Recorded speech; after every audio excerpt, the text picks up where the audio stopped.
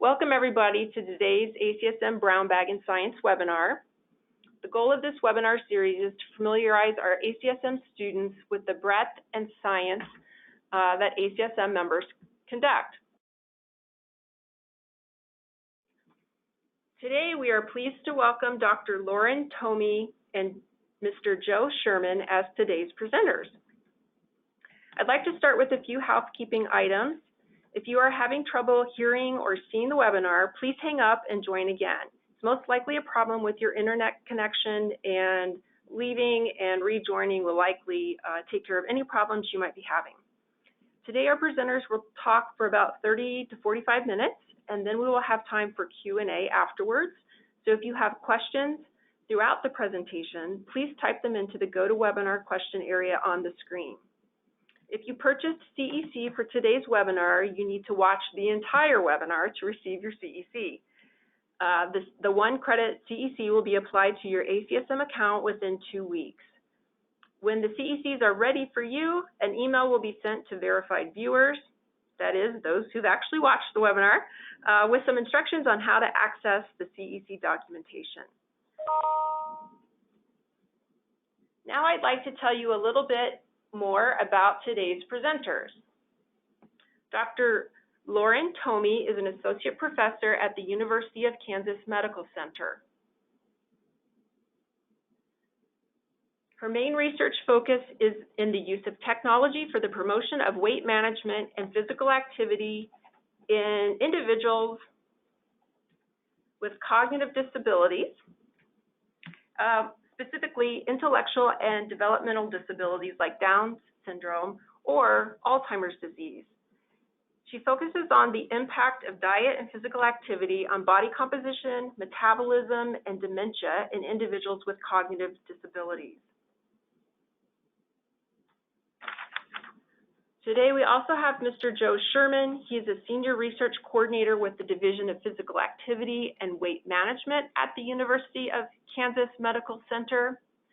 He specializes in physical activity modifications, lab-based fitness assessments, and behavioral health interventions for special populations, including individuals with cognitive and physical disabilities.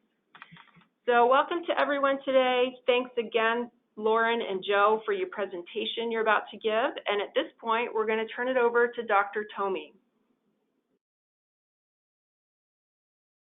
All right, thank you for that. So my name's Lauren Ptomey, and like she said, we're going to be talking about the delivery and assessment of physical activity in individuals with intellectual disabilities.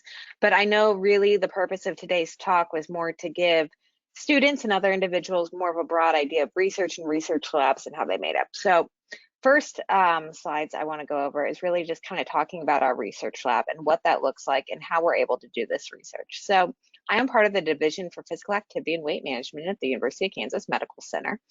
And we're really a multidisciplinary group. So we have people from lots of different backgrounds and specialties, which I'll be talking about shortly. But we conduct physical activity or weight management interventions for individuals across the lifespan. So we have physical activity studies in elementary school students. We do both weight loss and physical activity in adolescents and adults with intellectual disabilities, which we're really going to be focusing on today. We do some work in adults living in rural communities, women with PCOS, adults with mobility-related impairment, and even older adults with Alzheimer's disease. So in a nutshell, we have 5 faculty, Ph.D. or Ed.D. level faculty. We have backgrounds in nutrition, epidemiology, exercise physiology, kinesiology.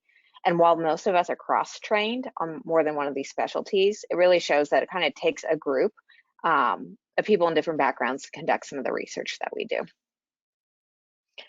More importantly, we have our research team, and I would say these are the guys that actually carry out the research and are really the people on the ground. And so again, we're very multidisciplinary. So we have individuals with backgrounds in health and weight, or health promotion and weight, wellness management, kinesiology, exercise science, public health, occupational therapy, nutrition, behavioral science, and we even have some students from our physical therapy programs and other epidemiology programs. So now that you kind of know our team, let me kind of get over to some of the research we're doing. So a little bit of background about me and how we got to this research.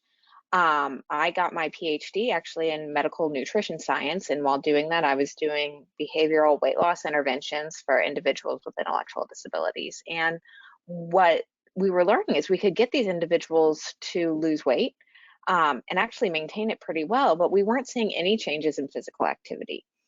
And that became a real big concern because as we know, physical activity is associated with lots of different health conditions. And so I became really interested in, okay, well, how can we actually get these people physically active as well? Now, I didn't at that time have really a background in physical activity, so I did what, anyone does and figured I need more education. I did stop myself from completely going back to school, and instead I took a postdoc fellowship in physical activity and started to learn with some of the experts, and that's kind of how we got to where we are today. So going into that, for anyone who doesn't know, definition of intellectual disability is really a developmental disability identified prior to 22 years of age, and it's both limitations in intellectual functioning, so lower IQ, and adaptive behaviors. Normally, it co-occurs with other developmental disabilities like autism spectrum disorder, Down syndrome, cerebral palsy, fetal alcohol syndrome, and about 3% of individuals in the US have ID. Next slide. Uh-oh. Hold on.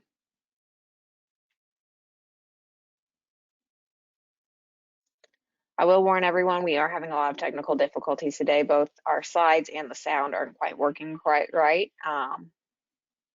So we'll get there. Are you able to see that? It's just the panel of the slide deck. Okay. You want to put it in presentation mode? Yeah.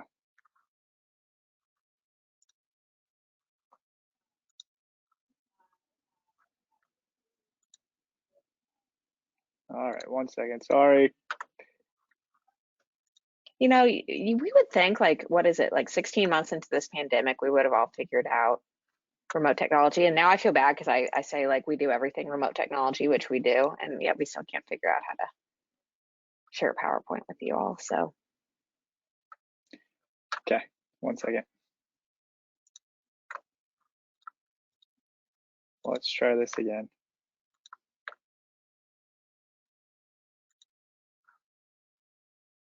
Okay. So just a little bit of background about physical activity in individuals with intellectual disabilities. Only about 5% of adolescents are meeting the ACSM's recommendation of 60 minutes of MVPA most days of the week, and only 9% of adults are meeting that 150-minute per week recommendation. Well, why do we care? Well, we care about low levels of physical activity in all populations, but individuals with ID especially, because they have higher rates of obesity, higher rates of diabetes, higher rates of cardiovascular disease, and higher rates of Alzheimer's disease, all which could be modified with increased physical activity. So the question really becomes, okay, well, what are the barriers to obtaining physical activity in this population? Well, everyone has barriers right now to obtaining physical activity. I think, sedentary behavior is almost kind of an epidemic of its own. But in this population especially, there's issues with transportation. Most people can't drive, so they can't drive themselves to facilities to work out, to groups, to do exercise. They really have to rely on their parents or staff to drive them, and then that takes time out of parents and staff. You also have to get the parents and staff on board and being able to provide a physically active environment. So either providing them with the equipment they need to get more activity in, or the shoes, or being supportive of it. There's a whole social component as well, feeling like they don't have friends as activity partners. It's not really part of the lifestyle, and they don't really feel like they get good feedback, as well as staff being familiar with ID who can really, help them out and kind of modify physical activity for them. So when really we started looking at this, it seemed like one of the biggest things was, okay, can we target at-home physical activity programs? Because with the transportation issue, there must be something we can do there. And, when I think of at-home workouts, I think during the pandemic, a lot of us had to turn to good old home videos, and they have come a long way, back from the Jane Fonda, Richard Simmons days to more of the on-demand. But there are a lot of problems still with the at-home workouts, and I know I experienced this. I don't know if anyone else experienced this in the last year, but go ahead to the next slide. They get workouts get repetitive, they get boring, you have no accountability or support, you don't know if you're doing anything quite right. There's no workout partners. And I know myself, sometimes I sit there and like they tell me to do something and I'm like, yeah, no, I'm not going to do that. Or I don't really even like get appreciation for when I, accomplish something big. And this is problems in all populations, especially those with intellectual disabilities that really kind of thrive on that social support and that social need. So we first had this great idea about these remote exercise sessions. And I know what you're thinking. You're like, Lauren, yeah, we know what remote exercise is. Everybody's doing it. Well, we started this research back in 2004 or 2014, sorry.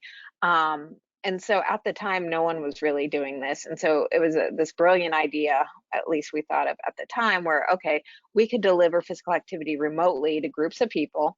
Could all be done over video conference. They wouldn't have to leave their house. We could give them support. We could give them feedback. They would have peer support because their friends would be on there. We could also monitor physical activity remotely. And we found this brand new software called Zoom we thought we would try out and use. So along with that, we really started creating, okay, what would a physical activity session look like? So obviously we wanted to warm up, we wanted a mixture of aerobic and resistance exercise, and we wanted cool down periods. We wanted to really be able to modify any exercise based on different disabilities. So ideally we would have 2 instructors leading these class, one to do the normal session and one to the modification. So modifications would be individuals who need chair-based exercises, those who have some issues with gait and balance and maybe just can't do anything that requires a lot of balance techniques. Or we have some people who, for example, don't like to be on the floor to do exercises. We also wanted participants to wear different wireless physical activity devices with a heart rate monitor so we could start to document the intensity and duration of the sessions. And the biggest thing is we wanted to make these videos something different than what you would get from watching a YouTube video. And so that's really the participant interactions, both between the health coach leading the workout and the other peers on there. So we would really encourage participants to lead different parts of the section, whether they lead a warm up or cool down once they understand it more. They get to choose the music. We do things like where we pretend to throw balls at each other and really try to, give each other high fives. The next thing was kind of creating the lessons for these. And so we created a series of different lessons. And for our studies, as we get into it, it depends on how many different ones there are for the different studies. But basically, each week would have a different lesson theme. And so they range from animals to Winter Olympics to basketball to dance fitness. We even have apparently a going to the farm or a farm day. And with each of those themes, we would take some basic exercises and center it to kind of work or gamify it to be part of that theme. So for example, for Winter Olympics, we would do ski jumps. And yeah, while it's just a basic ski jump, we actually make it like, okay, you're skiing down a hill, you're racing your friends. We have to do these jumps to get down who can do it the fastest. Or we do sledding, which is we have a quarter squat with resistance bands at our ankles and bending side to side.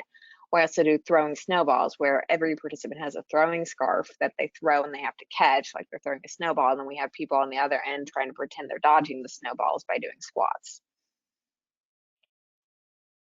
So I have 2 example videos. However, our sound isn't really working. So you'll just have to look at the video part, even though I feel like the sound is really what modifies it. But go ahead and you can play this. So in our first one, Rachel here, she's in the center in the pink. She is leading our session, and she's just trying to get them all to kind of get running and get moving for a little bit. And so a lot of what she's using is really good reinforcement techniques, saying their names, good job, keep it up, giving them tips to kind of keep moving and keep faster. And the real goal of this one was just, again, to keep people moving and get their heart rate up. And this next clip, which I really love, and I'm really sad that I don't think you guys are going to be able to hear, we have this really kind of shows how we've modified. So actually Cameron here, who's teaching in the cowboy hat, the lesson this week was cowboy themed. So everyone is harvesting pumpkins. And so right now they have to be picking up their pumpkins that they're getting from the field. And then in a minute, they're going to load the pumpkins onto a truck. So again, he's just doing a basic squat. And then there's also Shania Twain playing in the background to really, again, that was their request, get them moving. But now, yeah, so now they're getting their pumpkins and he's showing them how to lift them into the truck. And so really more getting on the toes and doing a calf raise as that movement. But again, while he's really just doing squats and calf raises, it seems more like it's a game or something fun. So now that's kind of the overall structure of the workouts. Going into the research aspect. So again, we started this research back 2014. And we just wanted to do a quick 12-week pilot study to see if people like this and would attend them and if they would get anything beneficial out of it. So our first study was the promotion of physical activity in adolescents with ID, and this was a 12-week pilot study. And 31 adolescents with intellectual disabilities. They were told to come to these group sessions 3 times a week for 30 minutes. They were about 14 years of age, about 50% female, and about 42% with Down syndrome. Go to the next slide. So the key takeaways from this one was the attendance. So they attended about 77% of the time, which was really good. The main reasons for attendance was like school events or travel, anything we normally would expect adolescents or teenagers to miss out on. And most of them attended a high amount of time. We only had a couple people who really only came to 1 or 2 sessions and didn't think it was their thing. But next slide. The next stat is we try to quantify minutes of physical activity and heart rate of the sessions. We, at that time, this was like a small pilot trial, so we couldn't use real good technology. We tried these, at the time, new devices called Garmin VivoFits, and so it was the old school VivoFits, if anyone remembers those, that had the heart rate strap that went around and connected to the watch. I don't know the total accuracy of this information because, again, it was obtained with those devices, but in general, we were seeing they were getting about 27 minutes of physical activity during these 30-minute sessions. Heart rate per session was about 18 beats per minute, and that translates to a max heart rate of about 57, and that's using, for individuals with Down syndrome, there's a special heart rate max calculation that we used. But so you can see they were mostly getting light physical activity, only about 7 minutes of MVPA. So kind of the limitations of this quick pilot trial, it was really good. We found out they attended, they liked it. We got a lot of feedback that there weren't any other programs like this or anything like that. The parents really liked it because the parents said that something the kid could do on their own, and gave them some time to get stuff down around the house or kind of gave them some time back. But the sessions didn't really provide high amounts of MVPA, but it made us realize, like, okay, they are able to do these movements. We can probably increase the intensity. We weren't able to detect weekly changes in MVPA because we, at the time, didn't use accelerometers. We didn't have the funding for it. And we didn't know how this would compare to other interventions or what happens when the lessons stop. However, all of this led for us applying and getting funded for an R01. It's called Individual and Family-Based Approaches to Increase Physical Activity in Adolescents with IDD. We lovingly call it JLive, or KU, which the mascot's Jayhawk, and I don't know, that's how it came about. But and this is an 18-month intervention. Really, 12 months is active where they're doing these sessions, and then they come back 6 months later so we can find out what happens. It's in 114 adolescents with ID. They get these remote sessions 3 times a week for the first 6 months and once a week for the other 12 months. They also get these individual sessions because really the goal of these isn't necessarily to give them all the MVPA they need a week, but really to get them comfortable and enjoying physical activity so that they can go out and maybe do more on their own. So we really hope they increase their exercise self-efficacy, their enjoyment of exercise, and kind of feel like they have social support. Now, the other part of the study is what we really wanted to see, as I kind of touched on earlier. So earlier data from our group found that the highest correlation of MVPA in adolescents with ID is actually MVPA of their parents. So in a recent report we did, we found out that for every 10 minutes of MVPA parents get, their adolescents with ID get 6 more minutes. So it really shows that maybe parents do need to be included. And if we can get parents active, maybe we can get the adolescent active. However, it comes back to what I just told you earlier. Parents don't want to be included. They don't want to do this. They really need a break. They're stressed out as it is. And so part of the study is we're looking at if delivering the intervention to the adolescent alone, where they just come to these groups, or when the adolescent and the parent come to the groups together and do it together, is there a difference in change in MVPA? So we can kind of learn, do you need the parent involved or not? Some of the outcomes that we're collecting from this study is obviously change in accelerometry, or change in MVPA measured via accelerometry. We collect that every 3 months. We're looking at anthropometrics. In adolescents, we're looking at motor skills, submax, fitness, strength, grip strength, quality of life, that exercise self-efficacy, social support. And then at parents, we're looking at parent stress and their leisure time satisfaction. And Joe shortly will kind of talk about those in more detail. The next study we did was the promotion of physical activity and cognitive function in adults with Down syndrome. And for anyone who's not really aware, 90% of adults with Down syndrome will develop Alzheimer's disease. So that chromosome that develops the AB plaque related to Alzheimer's disease, it's on chromosome 21. So when you have 3 copies of it, you have a lot of plaque, and we're finding that almost everyone gets Alzheimer's disease. The scary part is it starts as early as 30 years of age. So really a big goal of mine is to try to determine, can lifestyle interventions kind of either delay or prevent Alzheimer's disease in this population. We know in general, typically developed populations, physical activity can help improve cognitive function and maybe prevent dementia. So we would think, okay, physical activity is great, but again, only 9% of adults achieve that 150 minutes per week of physical activity. So we did another little 12-week pilot study with 27 adults with Down syndrome. We either randomized them to do 1 or 2 sessions a week. And then they also got a 15-minute individual health education session outside of that. So those sessions were really individual coaching, where you worked with the person on their own goals, kind of determined where their physical activity was, gave them recommendations for getting more physical activity in, worked with them on barriers, and really kind of encouraged that physical activity outside of the sessions. Everyone also got a Fitbit to really self-monitor physical activity. We tried to give them weekly homework assignments, like a new challenge to do, and they were supposed to videotape themselves doing that and submit it to us. And then we measured cognitive function across the study. And over here we have some quick results. We found that people attended these group sessions, and they attended really high rates. So about 90% of sessions were attended, with great intervention adherence. And then the individual sessions were high too. That homework rate was kind of low. I think a lot of it they did it, they just didn't film themselves. And then physical activity measured with that Fitbit, they were getting about 26 minutes of MVPA in these sessions. Obviously, if they did 2 sessions a week, it was a little higher, but yeah, you're doing 2 sessions versus 1 session, so that's why it would be higher. But the real interesting thing we saw is some of the differences in cognitive changes. We were looking at changes in cognitive function compared to doing 1 versus 2 sessions a week, and we actually saw a pretty large effect size in the paired associates learning variables, which measures memory, indicating that there is potentially an association with increased physical activity changing cognitive function. So that really led to the development of another ongoing intervention we have right now, which is the promotion of physical activity in adults with Down syndrome. So this is a 12-month intervention in 80 adults with Down syndrome. They're randomized to either a remote high group where they do 3 of these sessions a week, or a remote group where they do 1, and a usual care where they just get the individual health coaching. Different outcomes we're looking at is MVPA, change in MVPA, change in cognitive function. We're doing cardiovascular fitness using a VO2 max test. Quality of life. We're doing some neuroimaging, looking at structural brain changes, as well as like functional changes and arterial spin labeling to look at blood flow to the brain, and then just some feasibility outcomes. That study is ongoing. We're about to finish our second cohort of it, so 40 people will be done, and the third cohort just started, so we're really excited to share those results with you soon. And I didn't mention that first study that we called J-Live.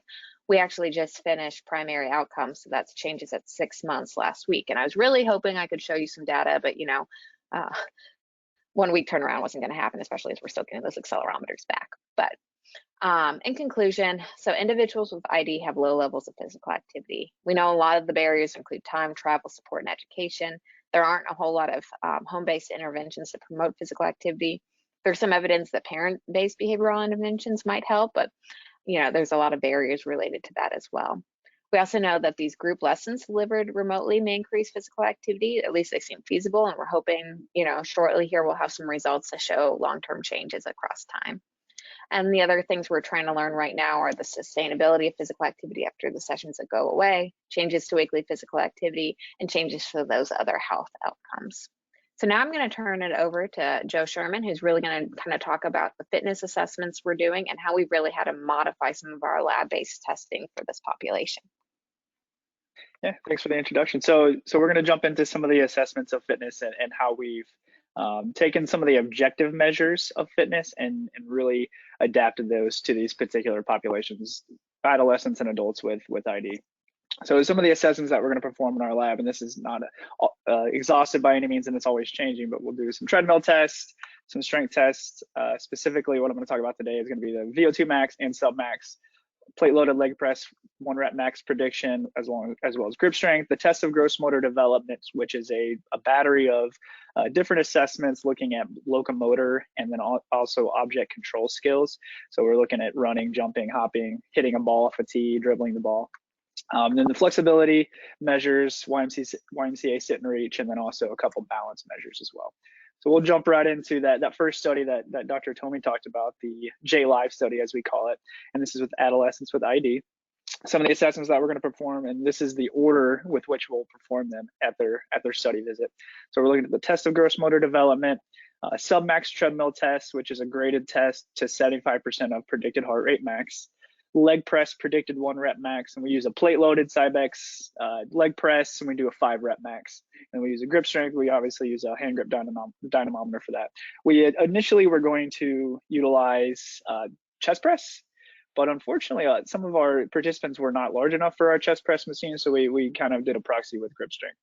And then these last two here, the sit and reach and then the balance test, we recently just completed a pilot within our lab for yoga, and particularly in individuals with autism spectrum disorder. And we did some of these measures. So some considerations to have in this particular population is change is hard. So I'm an old man, I can get behind that. Change is really hard for me, but especially in this population. Anything that's out of the ordinary or not normal for their day can really throw a wrench in their plans. So we use something called a social story. And I've got an example of one a little bit, but what a social story does is it walks them through exactly what they're going to be doing when they come into our lab. So they're not really caught off guard by anything.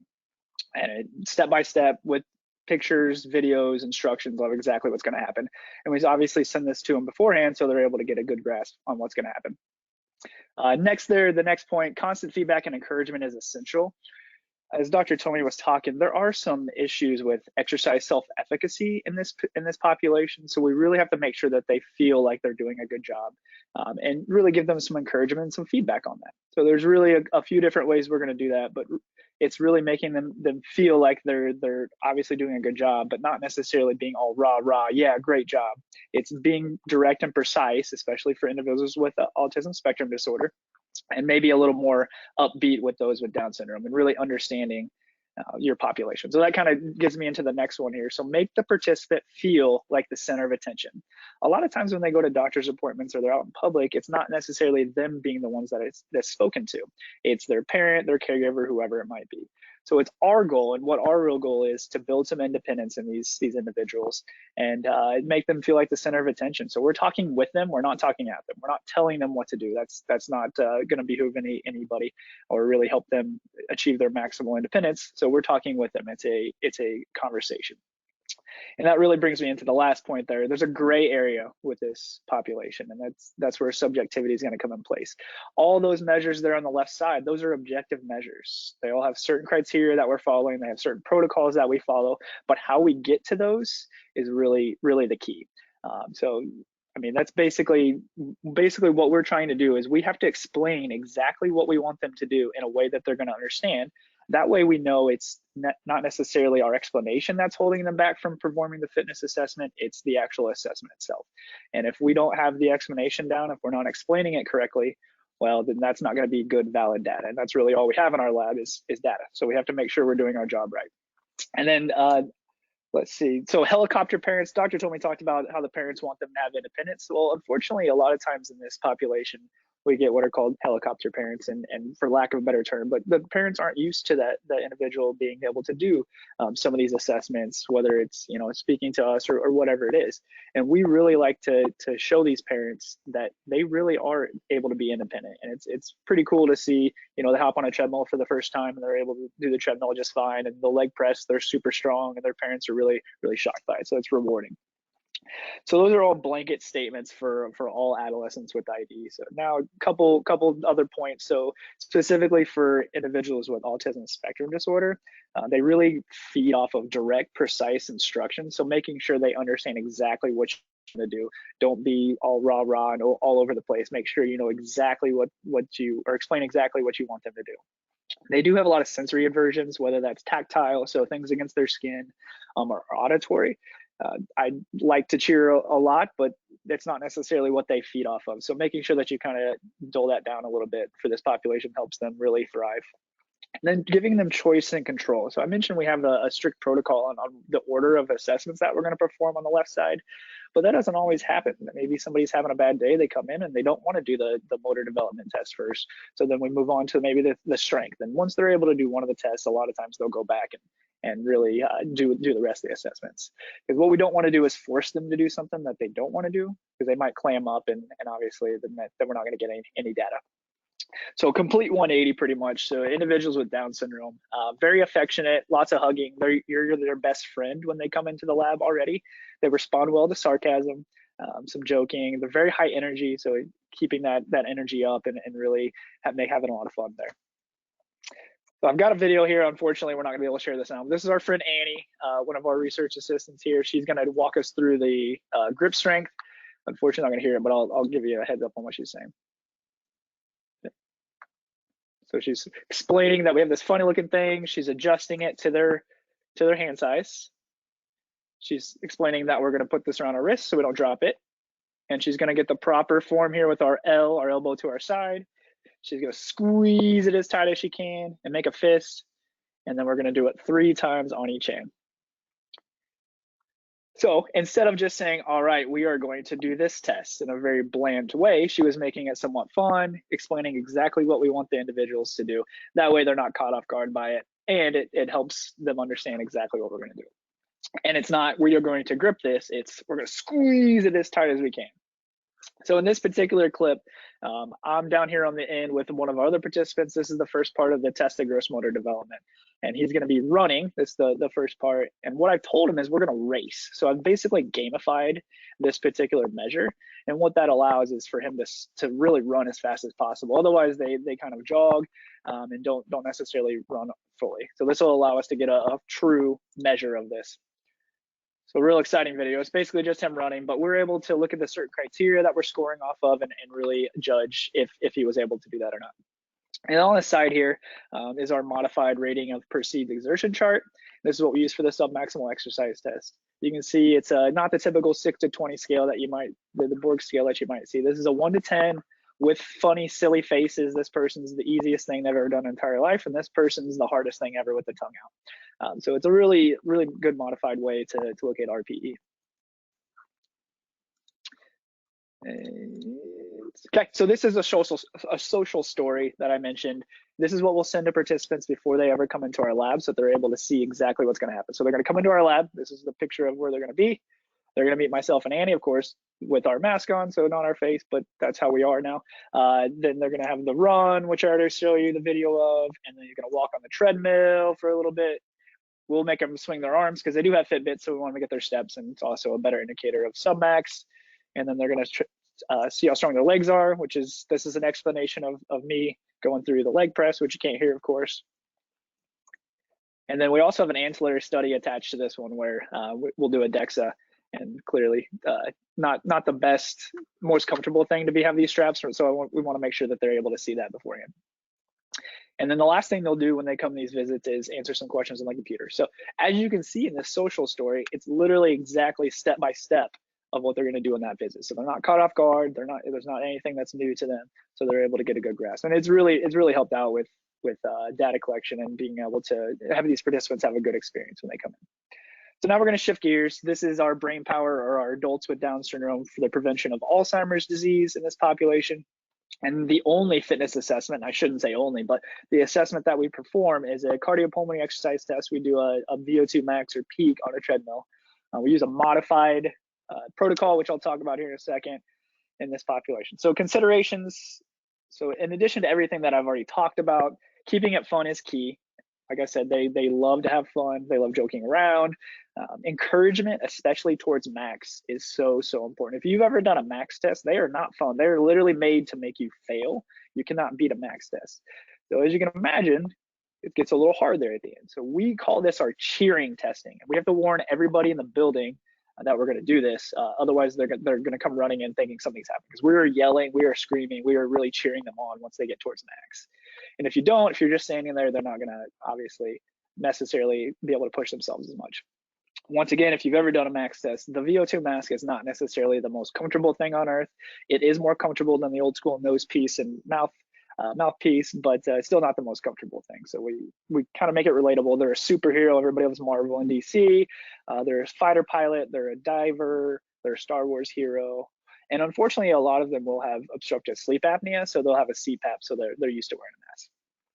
So the pre-participation health screening, moving on to the next point, is so important with adults with Down syndrome, or any individual with Down syndrome. Obviously, all populations, it's important, but particularly in this population. So 40 to 50% of them will have some type of congenital heart defect or heart disease. And the most common ones that we're going to see are septal defects, so atrial or ventricular septal defects, or what are called patent ductus arteriosus, which is a hole or a connection between your aorta and your pulmonary arteries that usually closes after you're born, but for whatever reason doesn't. And this with or without surgery. So what we as exercise staff have to know is what are those hemodynamic responses that are going to be different for an individual with some congenital heart defect, and what's the blood pressure response, what's the heart rate response, and then also what are those EKG responses. We do have a cardiologist that's on site for all these looking at the EKG, but we as a staff need to know what are the normal, or what's going to be normal for this particular participant, and then if it's abnormal, we need to know to terminate the test to make sure that they're safe. Once again, on that pre-participation health screening, there is a lot of ligament laxity that is comorbid with Down syndrome, and particularly hip dysplasia. And obviously, if you're walking on a treadmill, you don't want somebody to have hip dysplasia and catch off guard. So we have to make sure we're doing our due diligence and grabbing that. And then hypotonia, that really low muscle tone comes into play when we're looking at their max heart rate. Typically, a Down syndrome individual is going to have a maximum heart rate age matched about 15 to 20 beats lower than a typically developed adult. And then smaller stride length. So Down syndrome individuals are pretty small in stature, a little bit shorter, so their stride length is smaller, and they also tend to shuffle a good amount. So how we've modified, or how we use this modified test, this protocol, and this max test, is we keep a constant speed throughout. We only change the grade. They seem to do a lot better with grade or incline changes on the treadmill as opposed to speed changes. So we keep it constant. 2.5%, we'll change 2.5% grade every stage, up to 12.5%.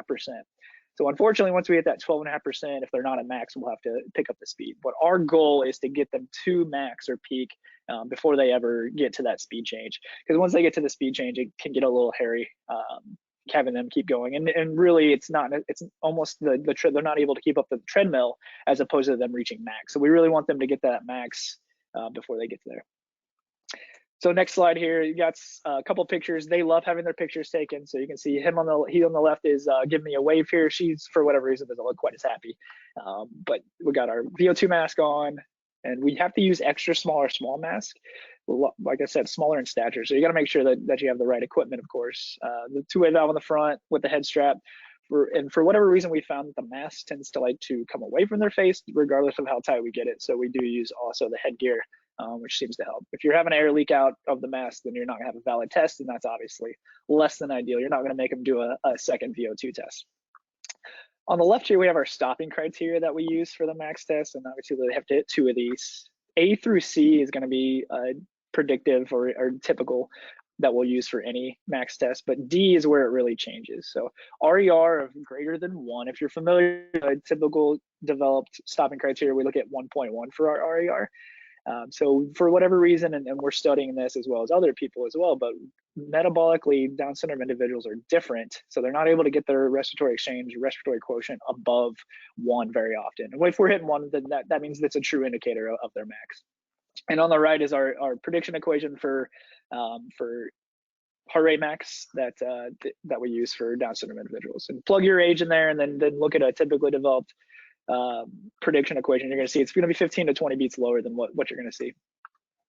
So here's just a video for walking. So Annie's about to take a blood pressure here. We have them swing her arm. She's holding on for now, but she's going to swing her arm because they do have Fitbits, and then we'll just hold on when we're taking blood pressure. Okay. In conclusion, so with this population, we're using objective measures. Everything that I've discussed has a set criteria, it has set up protocols that we're looking at, but we have to modify that. And we have to make sure that they're understanding exactly what we're saying. Otherwise, we're not going to get valid and reliable data. That's really what matters, and especially in our lab, because that's what we based off of. But really, we want to make sure that we're giving them the best experience possible as well. And really understanding which population you're working with, which diagnosis you're working with, really helps you to be able to achieve that. We're talking with them, we're not talking at them. It's a conversation. We're making sure that they're the center of attention. Change is hard. We don't want them to force them to do anything that they don't want to do, because if you do, they're more than likely not going to do anything else afterwards. But be flexible, and that's where that comes into play. And then the last point here, just make sure that we're doing our due diligence for that pre-participation health screening and really understanding any comorbidities that they might have that goes along with their diagnosis. And it really helps them obviously stay safe, and it reduces our risk of adverse events happening in the lab. Okay, I think Dr. Ptomey is going to jump back in. Yeah, so I just wanted to put a plug in here because like I said, I know there's a lot of students on here, but if anyone has been intrigued by this type of research or being able to modify fitness assessments for this population, we are currently hiring for our Kansas City offices.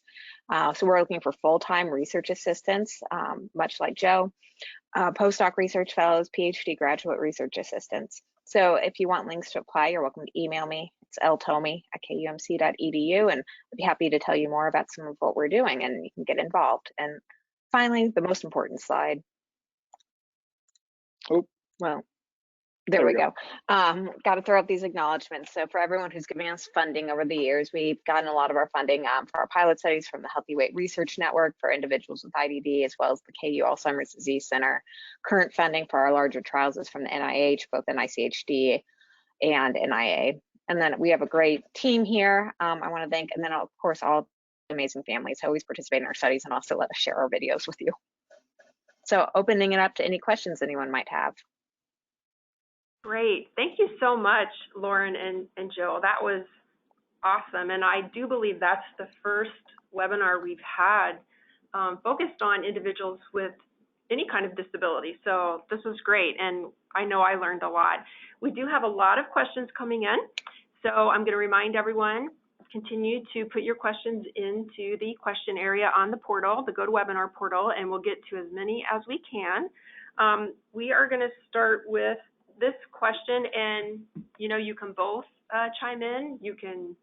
Somebody can say, I'm going to take it, whatever. You guys can figure out how to do that. But I thought the Zoom group exercise sessions were really a great way to increase social support for individuals who maybe don't have or don't know a lot of other individuals with IDD in their communities.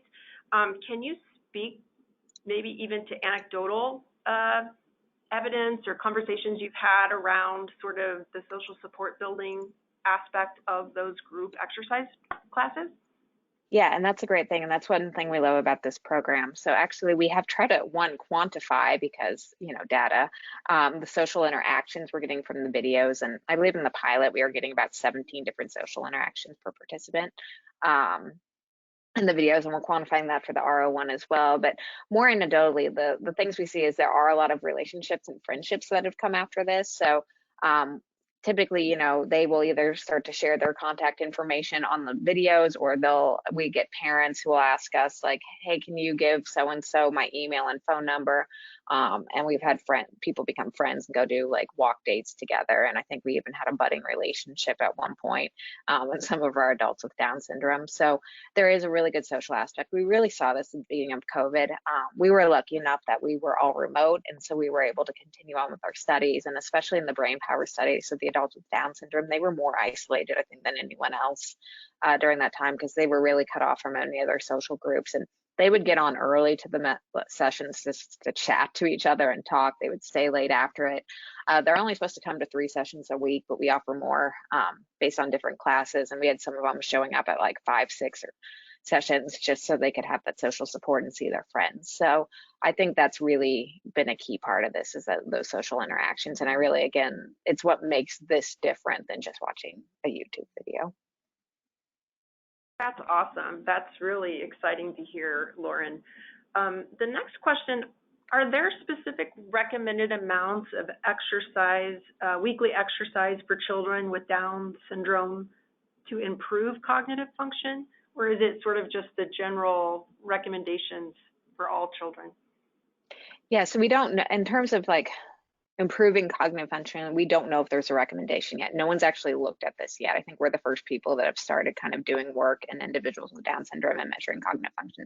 There is a little bit of research, I should say, out of Mississippi that's done some acute exercise and change in cognitive function, but not necessarily long-term. So we're hoping to be better to answer that, and that's why we're doing kind of a dosed response intervention, so we can start to see how many minutes per week someone gets in and look at that against changes of cognitive function. That's going to be more in adults rather than adolescents. We haven't measured cognitive function in adolescents yet, but we're hoping to start answering some of those questions.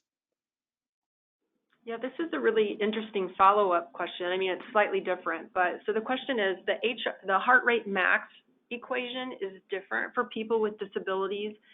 Do you feel that the 150-minute MVPA guideline should be different for people with disabilities?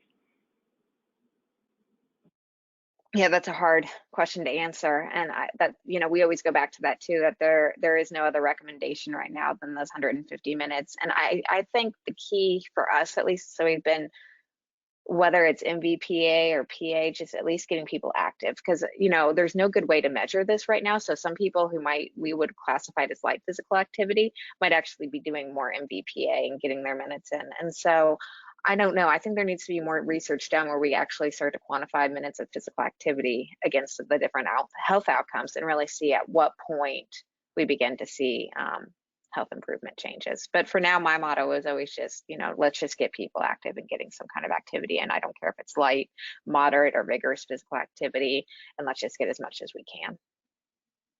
Yeah. Joe, I don't know if you have any other comments on that one. Yeah, I mean, we're taking sedentary individuals. I mean, they're not necessarily one of the inclusion criteria that to be in there is not exercising, essentially. So we're taking sedentary individuals, and anything we can get is obviously great. And obviously this population's not meeting the exercise recommendations, as Dr. Ptomey saw, so they're showed. So anything that we can get is better than nothing. I will say in some of the sessions, there's a pretty good sweat going on. There's a pretty good sweat. So we're getting some heart rate up, and I think we're getting some good exercise, regardless of what the CSAs may say sometimes. Great. Joe, I'm curious, as somebody who's, in the day-to-day working with these individuals and collecting data, do you also administer questionnaires, let's say around mood or stress or things like that? And if you do, are those adapted for individuals with IDD, or how do you handle questionnaire type data? Yeah, we have psychometric questions that we'll ask, and most of them are based around self-efficacy of some sort. We have one called the Personal Wellbeing Index that is it's a Likert scale. It's a 0 to 5 scale, but there's faces instead of numbers, so it's numbers and faces. One of them is the sad face for the 0, all the way up to a super happy face on, I guess it's a 0 to 4 scale. And so instead of just being an arbitrary, 0 to 4, there's the faces that they're able to kind of go off of and answer the questions. We also ask some the self-efficacy questions that are really adapted to family exercise, and who does anybody drive you to exercise? Does anybody pay for you to exercise? Do you exercise with your family? That sort of stuff. And all the questionnaires we use have been validated in this population, so there are some out there that have cross-validation and kind of more developed for this population. We've never developed any of our own. Okay, perfect. That's helpful to know that there are questionnaires out there that have already been validated. What would you do, or what do you do to mitigate musculoskeletal injury risk in physical activity interventions, especially when the interventions are virtual, when you're working with adolescents with ID? Yeah, good question. So, I mean, we have physician clearance, obviously, before they're ever going to start a physical activity program. And we do a ramp protocol, of course. We'll start with 45 minutes of exercise the first week, and we'll try to get up to 150 minutes plus by the 12th week is how we do it. So it's a ramp up. It's not, we want them 150 minutes right at the very beginning of the exercise program. We do modify a lot of it. So if you're familiar with Down syndrome individuals, with the ligament laxity, especially with ilano-occipital ligament laxity or ilano-axial, there's some issues when you're doing anything that's going to put some stress on the neck, like push-ups. And so we don't want to just rush them into doing 100 push-ups in the very first session, we make sure that we're ramping them up. So, you know, for example, the first week we might do 30 seconds of an exercise, take a little bit of a break, 30 seconds, and then by the 10th week, we're up to 45 seconds. So it's definitely a typical progression and overload principle, just like you'd use in any other training protocol. Great. So in one of the studies you mentioned, or maybe you do this in all of your studies, but you mentioned one of the activities was like throwing a scarf or throwing a ball or kicking activities. Do you do anything with respect to the non-dominant hand or foot, or what's perceived as the non-dominant hand or foot, as far as sort of training both sides, or do you kind of stick with dominant side of the body? Yeah, we do a lot of unilateral exercises, but we'll stress using both sides. Whether that translates is to be seen, but we do a lot of unilateral stuff, and we'll make sure that they're using both sides. So for example, we might do dribbling, and we'll have them dribble with one side of their body. Obviously, they'll always choose their dominant side first, as anyone would, and then we'll have them switch hands and dribble with their other side. Same way with throwing, same way with band exercises. We use resistance bands as well, so we'll have do some unilateral exercises that way as well. I think that also brings up a good question. So the equipment we typically use for everyone gets a resistance band, some throwing scarves, and then we use little mini cones to give a prop for like jumping over or going around, and then sometimes like some spot markers too. So we normally hand those out at the beginning, but we do provide them with some equipment, which I think is worth noting. Great. We have only a few more minutes. We have so many questions. We're not going to get to all of them.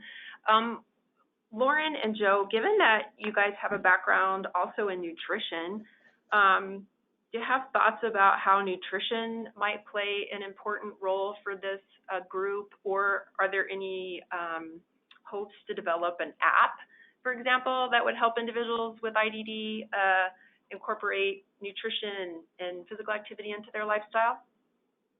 So I could probably give a whole nother webinar just about nutrition. You know, that's my original passion and focus. And, you know, we've done a lot about looking at what programs work best for both improving dietary intake, for weight loss. And we, again, try to make it as simple as possible. And so one thing that we originally created, we've made like these tracking forms where you can basically make pictorial displays of different foods on there, and you would have people cross off, and that's well and good, but then we wanted to translate it to technology, and our original idea was to make an app just for this population. However, making an app in the research world was much harder than I would have thought because it cost a lot of money. And so we ended up just starting to use Lose It, just a basic app on there, and participants have used it just fine for like making their own goals. We'll help set them up like a Lose It account and put like different macro goals or calorie goals in there depending on what their needs are, and then they'll track on there. And we haven't had any participants really have any use or problems with it. We've had people in some of our long-term studies do it every day for 18 months. So it's kind of taught us we maybe don't need a specialized app, that we can actually use some of the more commercially developed apps that are out there. Great. And do you have any of your long-term follow-up data analyzed yet? Do people sort of stick with the activity once you guys step out of the picture? To be determined. We have the data. We're trying to wait to analyze it so it doesn't influence anything else. So our short-term data, like I said, we just finished completion on, and the long-term data we won't be done with for another year from that last cohort. So we do have some of it, but we've held back on looking at it. So it will be interesting to see. Great. And last question, everybody who registered for the webinar today is going to get a copy of the recording, but we have some folks who are wondering if you would be willing to share, or if you can share, your awesome RPE scale, or is that just for Joe and Lauren's use? I don't think we even made it. We found it. Yeah, I think so. I can't remember. It's been a few years since we did that. So, but yeah, I'll be happy to share it for sure. Yeah, if you guys can share it, then we will attach it to the recording when we send it out to folks. So at this point, I'm going to thank Lauren and Joe for, gosh, an awesome presentation. And We know that the videos would have been nice, but I honestly, as a participant, I don't feel like we lost anything. We learned so much.